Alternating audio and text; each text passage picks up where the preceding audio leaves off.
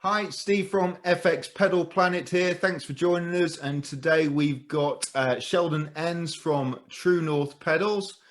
He's come here today to talk to us about his fantastic pedals and guitar effects and his musical influences and everything else. Please say hello, Sheldon. Hey, Steve. Hey, everybody. Thank you for having me on today. Hi, you're welcome. Welcome. Now, how's your weekend been? I know you've had your wife has been in hospital and whatever, but that aside, how's your weekend been? It's been good. We're just been hanging out at home. We got a huge dump of snow this weekend so far. I think we've gotten probably about 30 centimeters of snow already. Yeah. And we're due to get a little bit more of this throughout the week. So it's been winter has come in like a lion, shall we say? Yeah, it's getting cold here in the UK as well, and it's winter's definitely settling in now. It's I'm missing the summer already. I grew up in Canada my whole life, and winter I don't know, I've always enjoyed winter. I mean, a little less now that I'm getting older, but winter sports and stuff, I loved, skiing, and well, not that I could play hockey, but I loved watching hockey. And all right. Yeah.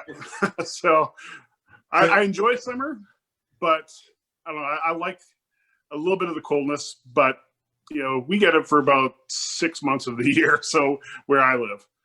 Right. And are you to go to watch hockey games and things like that, or? Well, I used to go to hockey games quite a bit. But where I live now, I moved 4 years ago from Vancouver area. And I moved to a really small town called Waltheim in Saskatchewan, which they have some junior hockey around the area, but there's no like major teams or anything. So I'm kind of isolated now from hockey. Right. So I don't get to see too much now. All right. Fair enough. Fair enough. You're just busy making pedals and giving us guitarists fantastic sounds. Doing my best, doing what I can. Good, good. Well, look, thank you very much for joining us today to do this interview. To hopefully give members a little bit more to find out about you. And the purpose of the interview is really to connect the pedal builders like yourselves and members together and share information. So I know I've sent over the draft questions. You've had a look at those, but before we start on the main interview, I thought, again, as we do with every single pedal builder like yourself, we've got a quick fire 10 questions, a bit of fun. Some of the questions are a little bit tongue in cheek. Yeah. So we won't hold you to any answers you give.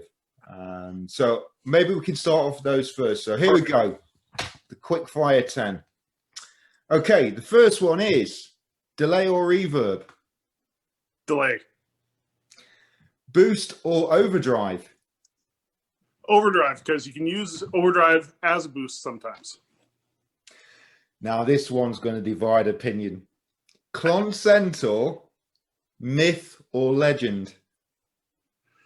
Oh, I think it's a legend. I'm with you on that one. I agree. Next one, new pedal day or new amp day?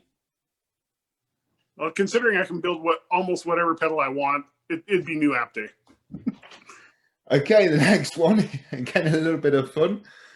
Metal Zone, classic or trash it? Ooh, Metal Zone. I have one. I don't use it too often. I'm gonna say classic because it's got such a reputation. You either love it or you hate it, but it's up there. It gets talked about. Yeah, so. I agree. In fact, actually, in the group we've got there'll be a post coming up in the group tomorrow, which is a Metal Zone Appreciation Day. So we're having a post, and everybody can share their stories about Metal Zone sounds, and everything else. So that'll be fun. We're going to make it an annual event. I think the pedal needs to be celebrated. Next one: germanium or silicon? Oh, I'm down the middle on this one. I have pedals with both, but you know what? I love the classic blues, rock, Zeppelin, all that. I'm gonna go Germanium. It's just, it's classic. Yeah, I think so. As I'm turning. Fuzz, before or after war? Ooh, before. Next one's a bit, again, it divides opinion, digital or analog? And I know they have different purposes, but generally, what's your favorite? Well, considering I've only pretty much built analog so far, I don't understand digital programming, so I'm going to go analog. Okay. Second to last one, true bypass or buffered? Ooh. Yeah, that's a tough one because, Pete Cornish, you can't argue with that guy. Most of my stuff is, all my stuff is true bypass, but you got to have buffers. So I'm going to say buffered. Last one, chorus or flanger? Flanger. Excellent. Well, you've survived the quickfire 10, so thank you very much. I say some of them are a little bit tongue-in-cheek, but so anyway, do you play guitar yourself? I assume you do. I do. I've been playing since 1991. So. And you mentioned Zeppelin in there as we was talking through the quickfire 10. Are they one of your main musical influences? I wouldn't say one of my main. I mean, you can't argue with the guitar, the tone and stuff, but believe it, I am more. I've got some people might not like this. The Edge, U2, huge. I've been a huge fan of the Edge since before I could play. Early 80s when a friend of mine introduced me to them, and I couldn't play guitar at all. And then Stevie Ray Vaughan, blues, Buddy Guy, Buddy King, all those guys, Eric Clapton, and then it slowly works into like Pink Floyd, Zeppelin. I get influences from everybody, but my first really big influences were Stevie Ray and the Edge. Yeah, you and I share very similar musical tastes. In fact, I was uploading a lot of music onto my Spotify playlist today, and a lot of the sort of artists you mentioned there, I was uploading them up, the likes of Clapton and people like that, yep. And Pink Floyd. It's just timeless, isn't it? Yeah. That's where my my love for delay comes too. So.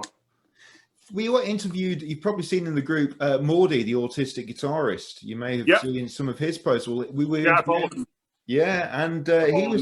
he was talking about one of his main influences being the Edge, and how he influenced his style. And Mordy's quite a fast player. He was one of his musical influences, Eddie Van Halen. And Eddie Van Halen and the Edge are worlds apart, aren't they? Sort of guitar style wise, but Mordy loves them both. And the Edge is a fantastic guitarist, isn't he? Absolutely, yeah. He's different. I think he's underrated. Like he's not a shredder like Van Halen. But when it comes to his effects, like. He knows how to texture, and I think that's coming. A lot of that is coming back, with a lot of like the Strymons and stuff that Keeley's putting out now too, with his delay and the hopefully soon to be reverb. So many of these companies are coming out with really cool pedals that are give textures, and that's something that the Edge was doing decades ago. Before he had like the 2 or 3 racks of gear to do what we can do in one pedal now, but it's true. Yeah, that's what I love about them. So is there any sort of piece of music that you like that stands out to you over sort of like listening to music you think, crikey, that was an absolute fantastic use of guitar effects? I'm thinking of one song where and I must look the song up, but I heard that David Gilmour from Pink Floyd actually reverse connected a wah to get like a seagull set type of sound, and that was a pretty unique way of thinking. Is any sort of like musical parts that have really stuck out to you with effects? Well, I don't know if this is a rumor or what Pink Floyd or what David Gilmour did for his guitar solo. I'm totally drawing a blank now. he wasn't happy with the sound he was getting in the studio when they were recording. So they set up, I think it was in Wembley Stadium. He set up his rig, and so that he could get that big, the reverb, the ambience of the stadium. Was it Wish You Were Here? No. Bigger Soul. Might have been was voted Comfortably Numb, something like that. Sorry. Comfortably Numb, yes. Why am I forgetting? That's like one of my favorite songs by them. So I think it was that, where he just basically set up the stage and his gear and just cranked it. Yeah. Now I don't know if that's a rumor, if it's something I built in my head, because it just sounds so huge, and I just like the idea of it. Like the ultimate gear nerd setting up. Well, I can't get the reverb I want in the studio, so I'm just going to go into Wembley Stadium and set my stuff up. The thing is, you can, if it's true, you can kind of believe that David Gilmour would do that. He is definitely a kind of a nerdy, geeky type of person, isn't he? He's very particular about his sounds, and very knowledgeable with effects as well, isn't he? So, yeah. So what was your first guitar effect? When did the rabbit hole start for you? My first effect, I mean, other than amps and stuff like that, I actually haven't owned a lot of amps, 3 amps, I think, in my life. But my first effects pedal would have been a Boss ME6. It was kind of like the delays and modulation stuff wasn't too bad. The overdrives were horrible. It was all, I don't know if it was all digital or not, but it was just awful. The first thing I did when I had the money was I went out and bought a Mesa Boogie V-Twin preamp. But yeah, the first thing I bought was a Boss ME6. Yeah. And that saw me through a few years of use. So yeah. I think in the early days, a lot of those the distortion sounds on a lot of the effects units that are available at the time, they were lacking quite a bit, to be fair, wasn't it? And they've certainly moved on over the years, that's for sure. I'm thinking back to my first unit and some of the distortion sounds. There was a lot of gain there, wasn't there? And certainly when you're playing in the band context, it just got lost. Yeah. Yeah, you listen to stuff like, you think bands like AC/DC, you listen to their music, those are, as overdrive, distortion is just cranked. Oh, no, it's actually not. So we're trying to, as a kid, I'm trying to emulate this kind of overdrive with this, and I've got the gain cranked to 10 and volume up, but coming through a little PV Bandit 112, and it just it wasn't good.